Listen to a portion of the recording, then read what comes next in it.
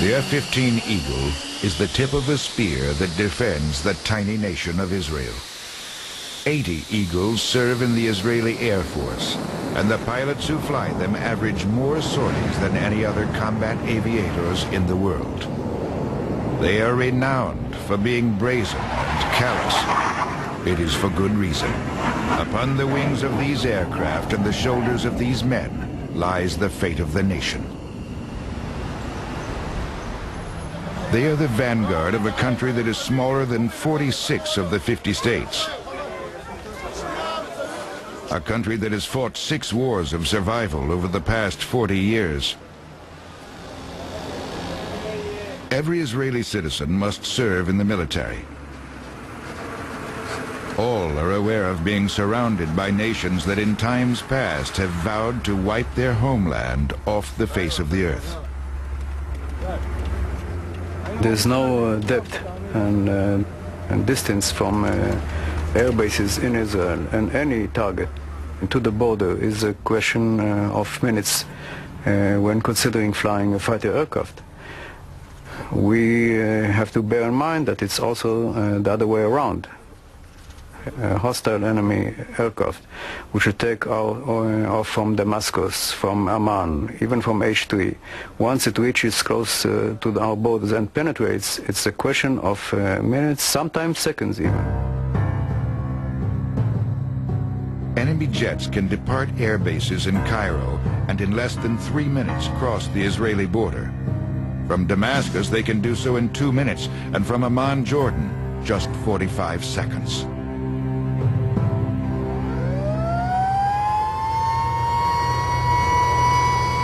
Every inch of land here has a settlement, a village, a town, and we have to defend the population. Therefore, we prefer, if it's possible, to fight all the wars outside the Israeli borders. That's the philosophy, and until today, we kept to that.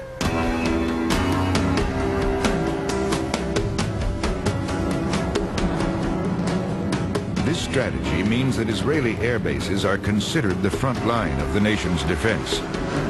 Their most potent weapon of survival is the American-made F-15. This $60 million air superiority fighter is the best the world has ever seen. In the past 20 years, Israeli pilots flying F-15 Eagles have racked up over 50 enemy kills to 0 losses of their own. No other pilot-aircraft coupling in modern history can even approach this. Financial constraints and the confines of Middle East airspace create a unique set of parameters for IAF warplanes.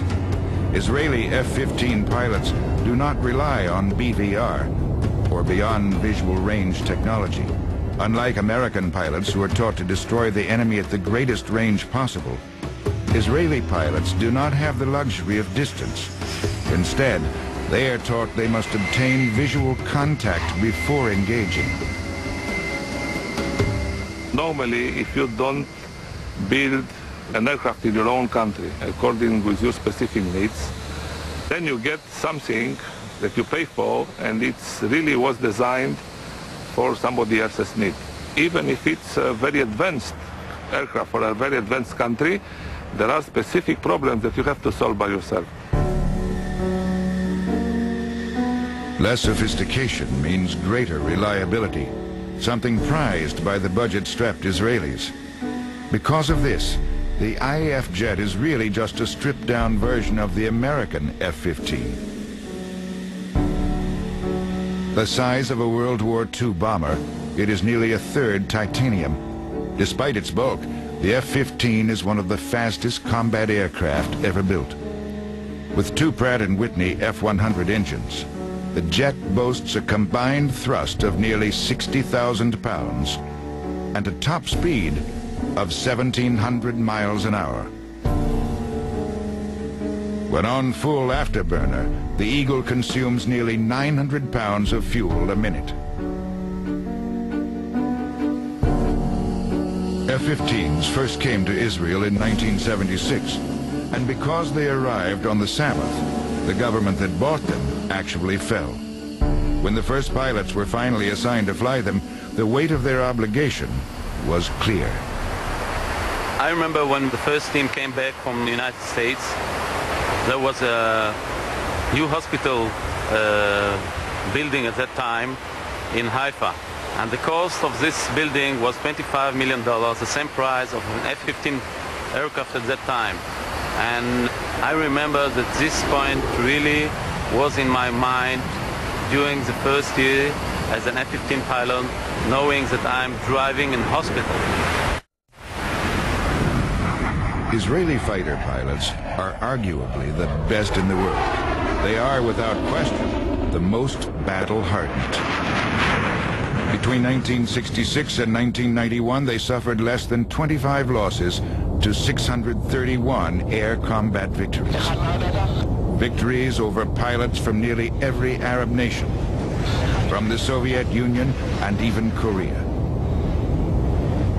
In Israeli culture, they are revered as the guardians of the realm, and from an early age, most young men dream of joining their ranks. People are the most valuable asset of any organization.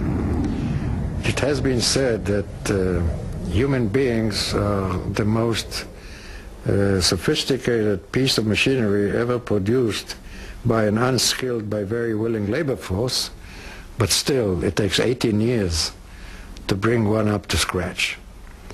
And it takes another 5 years to make him a good fighter pilot.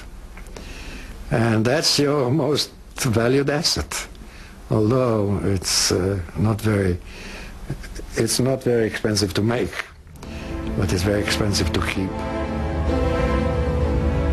By American standards, they are extremely young. They go into the academy at the tender age of 18, and by their early 20s, they will be flying a $60 million warplane. Of the hundreds who begin air cadet training, only a dozen will ever graduate. We used to educate our pilot that anytime you meet with an enemy pilot, you should consider him as the best pilot in the world. No matter who he is, where he comes from, what is his capability, you should consider him as the best in the world. That's one thing. And the other thing is, look around. The one whom you don't see is the one who might kill you. You have to have some level of fear. I don't know if the word fear is the right definition, but you have to worry a little bit. When I trained the young pilots, I used to tell them, listen, if you want to survive as a fighter pilot, it's always good to be a little bit paranoid. A little bit, not too much. Because otherwise, if you have no fear at all, you might, during training time, take higher risk. Paranoia in the state of Israel runs deep. Security concerns are far greater and precautions much more extreme than in the United States Air Force. Because of this, it is forbidden to show the face of an active Israeli Air Force pilot on camera. They are trained in Western tactics, flying Western planes. Perhaps even more than American pilots, they are taught the value of rugged discipline in tandem with the merits of innovation and initiative. We never give our pilots precise instructions